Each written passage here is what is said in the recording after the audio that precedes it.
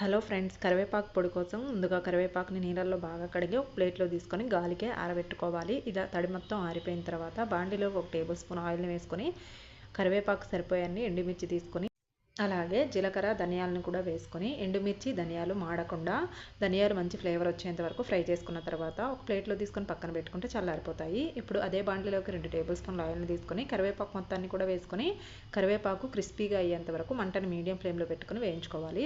కరివేపాకు బాగా క్రిస్పీగా ఫ్రై అయిపోయింది. ఇప్పుడు ఇందులోకి టేస్ట్ కోసం చింతాకు పౌడర్ని 1 టేబుల్ స్పూన్ తీసుకుంటున్నాను. మీ దగ్గర లేదు అంటే కొద్దిగా చింతపండుని యాడ్ చేసుకోండి.